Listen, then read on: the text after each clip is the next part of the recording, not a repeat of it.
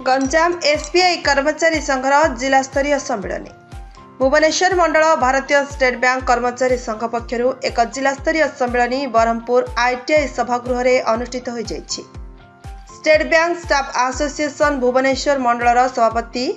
Comrade doctor Tapan Kumar Pal सभापतित्व में अनुष्ठित यह सम्मेलन को संघर साधारण संपादक तथा सर्वभारतीय स्टेट बैंक स्टाफ फेडरेशन वरिष्ठ उपसभापति कमरेड डॉक्टर चित्तरंजन पंडा उद्घाटन करथिले।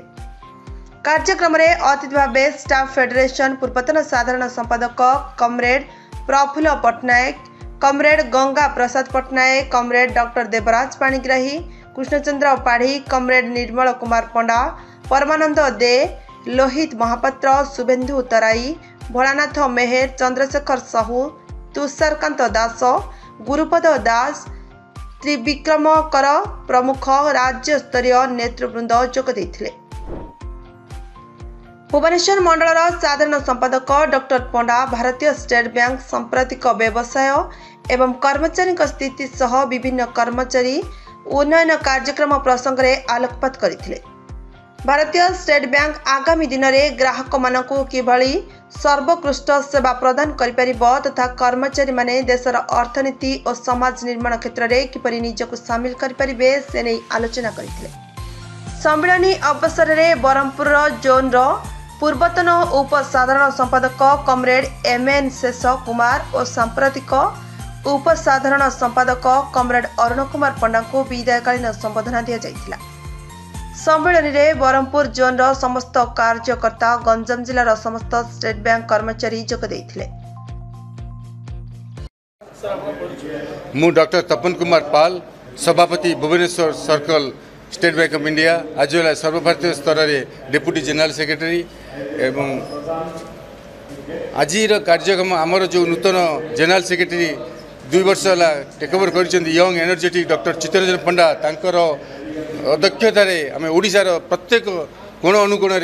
जो स्टेट बैंक एसोसिएशन को सुदृढ़ करने एवं आमर मेंबर मानकर प्रॉब्लम शुणापी जो प्रोग्राम अभियान चलैछु तार गोटे पद आज ब्रह्मपुर ओडिशार गोटे माने विशिष्ट सहर एवं एटी निश्चिंत भाव में जोटे कि स्टेट बैंक ऑफ इंडिया तार प्रथम शाखा खोली 100 वर्ष पूर्वर केवे ठीक भाव में लिपिबद्ध होनी किंतु यह the oldest branch of this state तेणु एभली सहर आज आम सुजोग पाई अनेक अनेक धन्यवाद एवं आमर मेंबर मान इंस्पायर करूँ एवं आम 2 जन विदायी बंधु कमरेड एमएन शेष कुमार आज वेल कमरेड अरुण कुमार पंडा को विदाय समर्थन जनाइबा धन्यवाद। मु कमरेड अमीय रंजन दास एसबीआई ब्रह्मपुर जोन रो रीजनल सेक्रेटरी अच्छी। आज कार्यक्रम हूँ आम 2018 पर 7 वर्ष पर आम गोटे रीजनल कॉन्फ्रेंस जोटा कि आस्का रीजन आउ ब्रह्मपुर रीजन को मिसेकी गोटे डिस्ट्रिक्ट मीट बर्तमान आम स्टेट बैंक ऑफ इंडिया प्रत्येक स्टाफ को लेकर गोटे आयोजन करूँ। ए आयोजन भितर आमर स्टाफ मानकर प्रतिदिन दैनंदिन कार्य से माने जहाँ माने समस्यार सम्मुखीन होउचंदी ताहा किपरि आमे समाधान करिपरिबे सेतिपय आमर बड़ बड़ लीडर माने आछचंदी भुवनेश्वर रु जे कि सर्वभारतीय स्तर रो मध्ये जने लीडर सी आमर विभिन्न समस्या गुडी को सुनी सेटा किपरि आमे सुचारू रूपे काम करिपरिबु आउ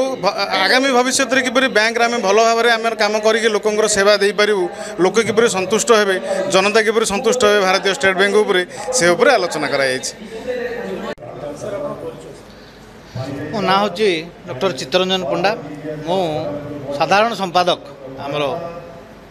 state Bank of India staff association Bhubaneswar circle ता छड़ा वरिष्ठ उपसभापति सर्वभारतीय आम जो फेडरेशन अच्छी State Bank of India staff federation तार आज कार्यक्रम जमी आम 2टी आमर रीजन एवं गंजाम डिस्ट्रिक्ट ब्रह्मपुर एवं आस्का को लेकिन गठित एवं समस्त आमर जो माने एवार्ड स्टाफ अच्छी यही जिलार समस्त आज एकत्रित हो आम गोटे डिस्ट्रिक्ट मीट्र आज आयोजन करूँ एवं एथिरे आमे आमर 2 जन विदायी बंधु जो माने कि एठी डीजीएस हिसाब से काम करुले से माने जेहेतु यही मास रिटायर्ड कर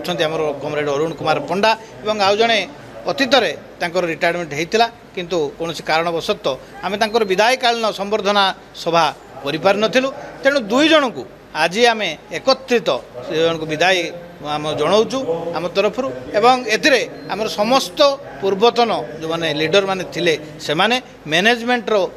रिप्रेजेंटेटिव्स एवं वर्तमान आमर समस्त कार्यकर्ता एथिरे उपस्थित अछंती ता छड़ा 400 रु ऊर्ध्व आमर जो मेंबर माने अछंती से माने उपस्थित रही एई सभा को आज सफलमंडित करछन। बरहमपुर रमेश चंद्र बेहेरा रिपोर्ट नारद न्यूज जोड़िया।